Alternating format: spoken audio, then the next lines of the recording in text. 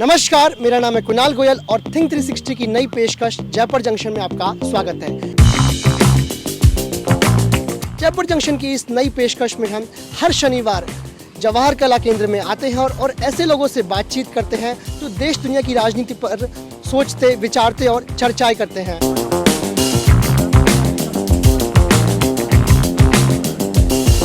तो आइए चलिए उन लोगों से बात करते हैं और चर्चाएं करते हैं।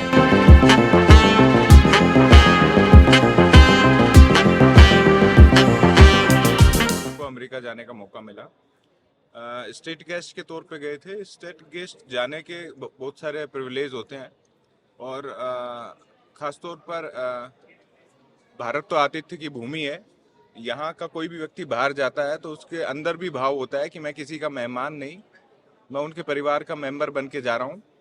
उनको दिए हुए जो छोटे छोटे उपहार थे उनमें भी आपने देखा होगा कि एक आत्मीय, एक संवाद, एक प्रेम और एक भाव समाहित था, जो चाहे अमेरिका की फर्स्ट लेडी को दिए हों या जो बाइडेन को दिए हों। मोदी जी के साथ एक चीज़ और जुड़ी हुई इस पूरी यात्रा में कि उन्होंने अपने कार्यकाल के दौरान तीसरी बार ऐसा है कि तीन जो राष्ट्रपति हैं उनसे भी मुलाकात हुई है उनकी, जब मोदी जी की विजिट रही है। बराक ओबामा से उन्होंने पहले मिले, फिर ट्रंप के साथ हमने देखा ही था चुनाव से ठीक पहले का एक जबरदस्त माहौल, और अब जो बाइडेन से। तो तीनों राष्ट्र प्रमुखों से उनकी मुलाकात अमेरिका के हुई है और एक परिवर्तन देखने को मिला है। खैर ये सारी चीज़ें आंकड़ों की बातें हैं, लेकिन इसके इतर यात्रा की मैं बात करूं तो कुछ अच्छे फैसले होने की भारतीयों को उम्मीद है। देश का प्रधानमंत्री वहां जा रहा है और केवल जाकर आए एक इवेंट की तरह, वो संभवतः सरकारों के तौर पर भी अच्छा नहीं है। विश्व की आर्थिक नीतियां इस वक्त तेजी से बदल रही हैं। देख रहे होंगे ज़्यादातर देश आर्थिक परेशानियों से जूझ रहे हैं। औद्योगिक जो उनकी संभावनाएं हैं, चाहे उनके वहाँ पे ह्यूमन राइट्स की चीज़ें देख लीजिए, या जो मानव श्रम में कौशलता होनी चाहिए उसके लिहाज से देख ले, और बहुत सारे आंतरिक मुद्दे भी हैं। रूस और यूक्रेन युद्ध का बहुत लंबा चलना, खेमेबाजी में बंटना और उस बीच में भारत का तटस्थ रहना, ये तमाम चीज़ें हैं जो मोदी जी साथ लेके गए थे। इन सब चीज़ों को, इनका वजन बड़ा भारी है अगर देखा जाए तो। और जब अमेरिका में जा रहे हो, अमेरिका वो देश है जो विश्व में सबसे ताकतवर होने का दावा करता है और आज की दिन अगर हम माने तो निस्संदेह है भी, और ताकतवर के साथ लोकतांत्रिक देश रहने की बातें करता है। तो तमाम इन दावों के बीच में जब मोदी जी वहाँ गए तो भारतीयों को उम्मीद थी कि भारत के लिए कुछ जो सपने उनके देखे हुए आगे बढ़ने के, विकसित भारत के और कई संभावनाओं के, तो उनके आधार पर चीज़ें होंगी। तो अगर एक तो महत्वपूर्ण फैसला अगर देखा जाए तो रक्षा के क्षेत्र में, दूसरा अंतरिक्ष के क्षेत्र में और तीसरा व्यापार के क्षेत्र में, तीन महत्वपूर्ण समझौते मैं मानता हूँ। रक्षा के लिहाज से हमेशा उम्मीद रही है भारत की अब मजबूत हो।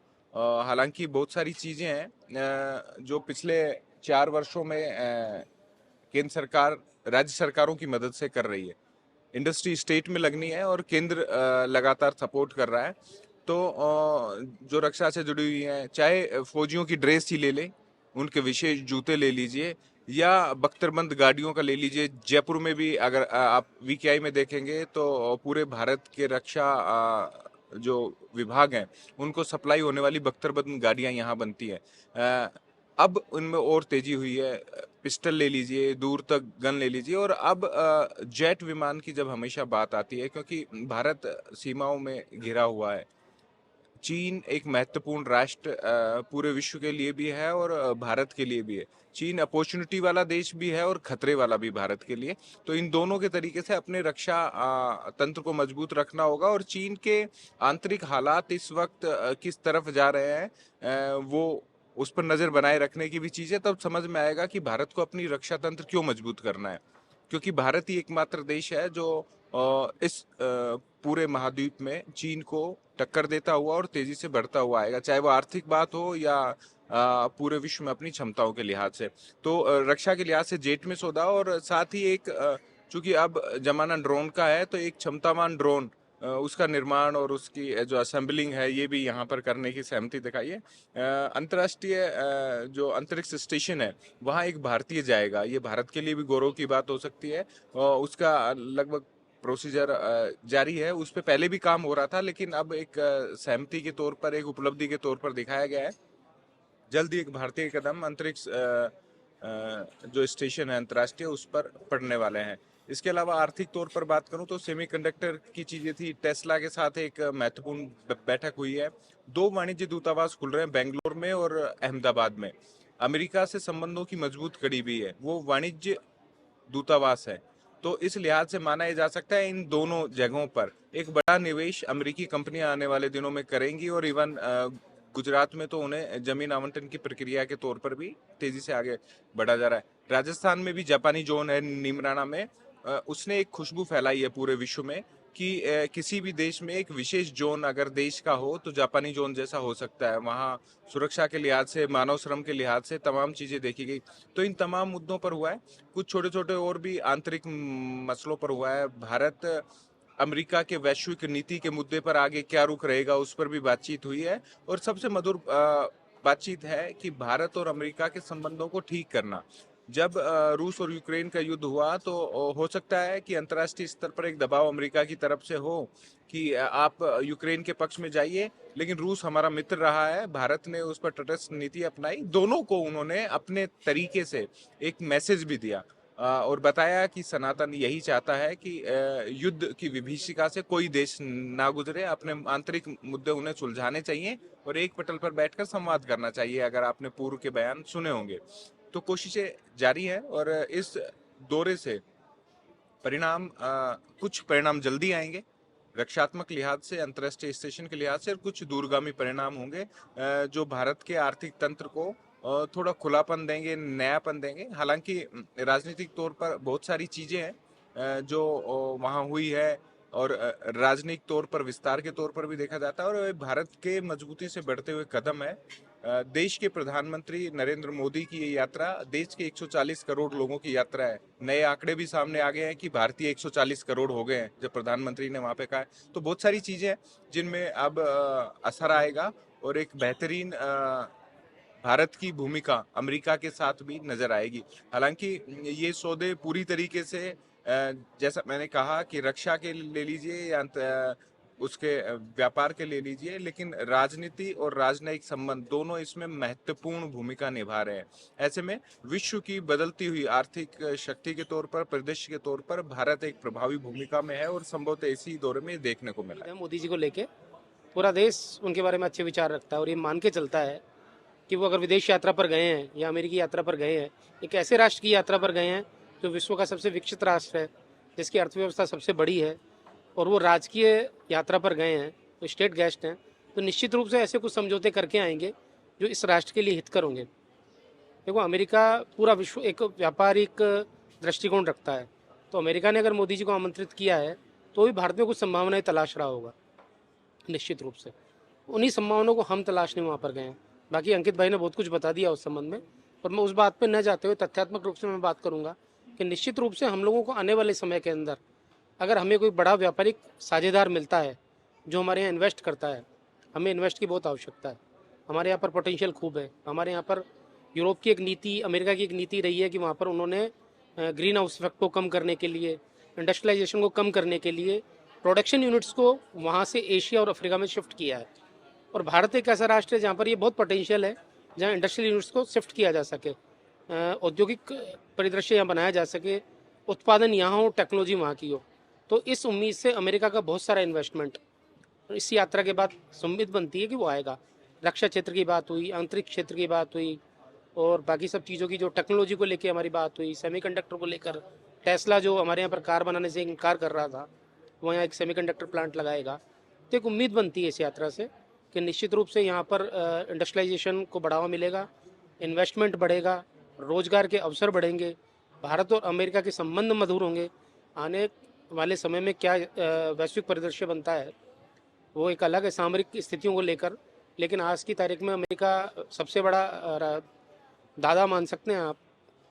तो उस दादा के साथ हमारी अच्छी मधुर संबंध अगर हमारे बनते हैं और हमें बराबरी का दर्जा देने को आतुर होता है नाटो की जो कंडीशंस हैं वो बिना नाटो का सदस्य बने हमें देने को तैयार होता है, ऐसी परिस्थिति में तो निश्चित रूप से मोदी जी की यात्रा ये लाभदायक रही राष्ट्र के परिप्रेक्ष्य में देखा जाए तो। बाकी सब चीज़ें तो हैं, उन्होंने भारत अभी फिलहाल G20 की सदारत भी कर रहा है इस साल के लिए, तो उसको लेके भी भारत की एक अंतर्राष्ट्रीय परिदृश्य पे स्थिति बहुत महत्वपूर्ण बन जाती है। और अमेरिका यात्रा से पूर्व मोदी जी ने ये कहा भी है कि अफ्रीका के 55 जो राष्ट्र हैं उनको एक ऑनरेरी मेंबरशिप G20 की दी जाए, तो इसका प्रभाव न केवल भारत पे बल्कि उन सब राष्ट्रों पर भी पड़ने वाला है जो जिसके लिए मोदी जी पैरवी कर रहे हैं। तो ये मान के चलें कि अमेरिका की जो गुप्त नीति थी कि वो पाकिस्तान को प्रोटेक्ट करके चलता है, पाकिस्तान को आर्थिक सहायता प्रदान करता है, हमारे लिए रक्षा क्षेत्र में सबसे बड़ा सिरदर्द चीन के बाद सेकंड नंबर पाकिस्तान ही है, जो हमारे यहाँ पर इन्फिल्ट्रेट करता है, हमारे यहाँ आतंकवाद को बढ़ावा देता है। एक जॉइंट कमेंट वहाँ से जो जारी हुआ है, जॉइंट स्टेटमेंट जारी हुआ है उनकी यात्रा के बाद, उसमें इस बात की भर्त्सना भी की गई है और उसमें पाकिस्तान का नाम भी लिया गया है।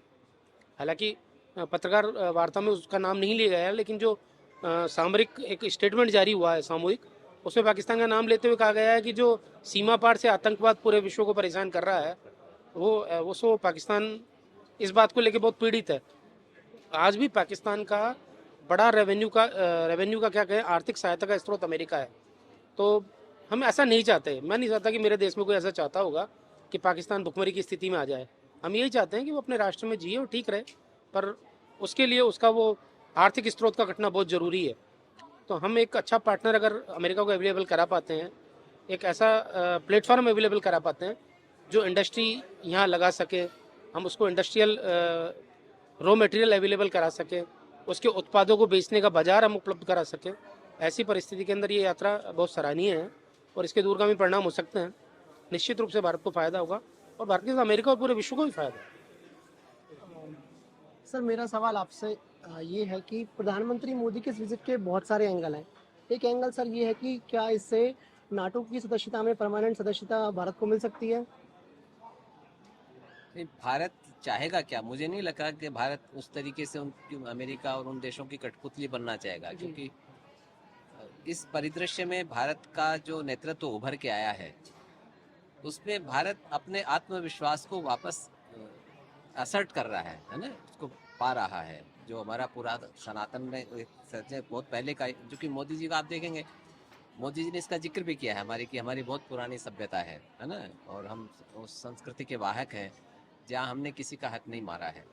तो मुझे नहीं लगता कि उनके नेतृत्व में भारत ऐसा चाहेगा कि हम किसी के पक्षधर बन जाएं। आप देखेंगे रूस और यूक्रेन के युद्ध में भी भारत ने अपनी स्थिति को बिल्कुल तटस्थ उस तरीके से नहीं रखा कि हमको कोई मतलब नहीं है, लेकिन उन्होंने ये बयान आप देखेंगे, उन्होंने कहा कि युद्ध तो मानवता के लिए नुकसानदेही है, इसलिए युद्ध होना नहीं चाहिए, ये हमारा कहना है। हम न तो रूस के समर्थन में है और न यूक्रेन के समर्थन में है, लेकिन हम युद्ध के विरोध में है, ये भारत का स्टैंड है। तो हम नाटो के समर्थन में, नाटो का मेंबर बनने के बाद तो एक तरह से हम उसके पक्षधर हो जाते हैं किसी भी चीज़ के, है ना। तो मुझे नहीं लगता कि भारत चाहेगा क्या, और ये मेरे ख्याल से कोई आकांक्षा होनी भी नहीं चाहिए भारत की। भारत की आकांक्षा जो वो ये है कि हमारा अपना स्वतंत्र नेतृत्व खड़ा हो। मतलब जो लोग पूरी दुनिया में ऐसे देश हैं जो अपने आप को नेतृत्व विहीन समझते हैं कि पूरी दुनिया में हमारी बात कहने वाला कोई नहीं है, तो अब उनको भारत का नेतृत्व में एक आवाज़ लगती है कि भारत जो बोल रहा है वो हमारी बात बोल रहा है। तो मुझे लगता है कि आगे आने वाले 10-20 साल में यदि इसी गति से भारत उन्नति करता रहा तो हमारा स्वतंत्र नेतृत्व होगा, क्योंकि हमारे पास एक बहुत पुरानी परंपरा है संस्कृति की, हमारे पास विचार है पूरा का पूरा। हम कोई बहुत नई सभ्यता नहीं है, अभी कोई 1000-2000 साल पहले बना हुआ समाज नहीं है, लाखों सालों का पुराना हमारा एक परंपरा है हमारे पास समाज की। हमारे पास विचार है, फिलोसफी है, दर्शन है, समाज व्यवस्था है, स्मृतियाँ हैं हमारे पास कि समाज कैसे चले। मतलब सर मेरा सवाल आपसे ये है कि प्रधानमंत्री मोदी की इस यात्रा के बहुत सारे एंगल हैं। एक एंगल सर जैसे अंकित तिवारी जी ने कहा कि अभी कि उन्होंने बराक ओबामा जी से भी मुलाकात की है, जो बाइडन से मुलाकात की है, जिल बाइडन से भी मुलाकात की है। तो सर अभी रिसेंटली बराक ओबामा जी ने एक इंटरव्यू दिया है और इंटरव्यू में उन्होंने कहा है कि भारत अगर अपने अल्पसंख्यक के अधिकारों पर अगर ध्यान नहीं देगा तो उसका विभाजन हो सकता है। इस पर क्या कहना चाहेंगे आप? देखिए, इस बारे में कल प्रश्न पूछा गया था प्रधानमंत्री जी से। यूएस में जब जॉइंट स्टेटमेंट हुआ दो भारत के प्रधानमंत्री और यूएस के राष्ट्रपति का, तो उन्होंने कहा कि हमारे यहाँ पर कास्ट, क्रीड, रिलीजन, सेक्स, इसको लेके कोई भेदभाव नहीं है और हम संविधान को मानते हैं। तो संविधान सर्वोपरि है हमारे यहाँ पर, और उसी को लेकर हमारे इस प्रकार की जो लोग जिनकी दृष्टि में दोष है, वो इस प्रकार की चीज़ें देखते हैं। तो एक तो ये बात है। दूसरा एक बात और मैं मेंशन करना चाहूँगा, जो जियोपॉलिटिकल सिनेरियो है पूरे वर्ल्ड का, वो बहुत तेज़ी से चेंज हो रहा है। अब ना कोई स्थायी दुश्मन है ना स्थायी दोस्त है। तो रसिया के साथ हमारी जो दोस्ती वो लंबे समय तक थी, क्योंकि हमारे पास जितने हथियार हैं आज, जो हमारे डिफेंस प्रोक्योरमेंट जो था, वो ज़्यादातर, चाहे वो फाइटर जेट ले लीजिए, हमारे जो हेलीकॉप्टर्स है वो ले लीजिए, सारी चीज़ें, मिसाइल सिस्टम्स हैं कई सारे तरह के, तो ज़्यादातर प्रोक्योरमेंट हमारा रसिया से हो रहा था। लेकिन वो कहते हैं ना कि अब सिचुएशन चेंज होता जा रहा है, चाइना और रसिया दोनों पास जाते जा रहे हैं। तो आज की तारीख में मुझे लगता है कि भारत को भी एक दूसरी दृष्टि से भारत देख रहा है कि हम तटस्थ हैं, लेकिन जहाँ से हमारा विदेश मंत्री जो है उन्होंने कई बार कहा है इस बात को कि हमारी जो विदेश नीति है वो हमारे देश के लोगों के हित में जो है वही हमारी विदेश नीति है। तो हमारा दृष्टि बदल रही है, दृष्टिकोण बदल रहा है ना। पुरानी वाली जो स्थिति थी कि हम रसिया के साथ हैं, इसके साथ नहीं जा सकते, तो सब देश जो हैं वो स्वतंत्र विदेश नीति के पक्षधर हैं कि हमें जहां से फायदा हो रहा है, जो हमारे नागरिकों के पक्ष में है, हम वो काम करेंगे। तो आज जो चाइना की चुनौती है, चाहे वो नए व्यापार हमारे यहाँ पर आए, उसकी एक संभावना तलाशने की बात है। आज की तारीख में आप देखिए कि रसिया खुद भी कमजोर होता जा रहा है ना। तो कई सारी चीजें हैं। क्वाड 4 देशों का वो है जो चीन से टक्कर लेने के लिए एकजुट हुए हैं। तो जो नए समीकरण है उसमें हम दोनों देश, जैसा अभी कहा गया कि भारत बहुत मजबूत होकर उभरा है, भारत बहुत आत्मविश्वास भारत के अंदर है इस वक्त, और भारत की पूरे दुनिया को जरूरत भी है। केवल भारत को जरूरत नहीं है, भारत को भी पूरी दुनिया की जरूरत है, क्योंकि इससे बड़ा मार्केट आपको कहीं दूसरी जगह देखने को नहीं मिलेगा और सबसे तेजी से उभरती हुई अर्थव्यवस्था है। आप देखिए कि अभी जितने भी मार्केट है दुनिया के, वो धराशायी होते जा रहे हैं, एक के बाद एक के बाद एक। वहाँ पर भी भारत बहुत मजबूती से टिका हुआ है। सर, इससे भारत और रशिया के संबंधों पर क्या कोई बुरा प्रभाव पड़ सकता है? मुझे नहीं लगता कि भारत और रसिया के संबंधों पर कोई बुरा बर्ताव पड़ेगा, क्योंकि आप देखिए कि जो यूएस कांग्रेस थी, उसमें जो प्रधानमंत्री मोदी का जो भाषण था, उन्होंने रसिया का कहीं नाम नहीं लिया, और रसिया को भी भारत की जरूरत है आज, है ना। और भारत रसिया को आज भी अपना सबसे पुराना और विश्वसनीय पार्टनर मानता है, दोस्त मानता है, और ये कई बार प्रधानमंत्री ने और हमारे जो राष्ट्र प्रमुख है उन्होंने कई बार इस बात को दोहराया है। तो दोनों देशों में किसी प्रकार की कटुता आएगी, इस बात की बहुत कम संभावना है। लेकिन ये बात तय है कि पिछले कुछ समय में जो हमारा आयात है, डिफेंस प्रोक्योरमेंट है, वो थोड़ा कम हुआ है रसिया से, और निश्चित रूप से अमेरिका से बढ़ा है। सर, मेरा सवाल आपसे ये है कि प्रधानमंत्री मोदी की जो यात्रा है, जब वो वहाँ पे एयरपोर्ट पर जब पहुँचे थे तो उनको रिसीव करने उनकी गवर्नमेंट, प्रेसिडेंट की गवर्नमेंट से कोई भी रिसीव करने नहीं आया था।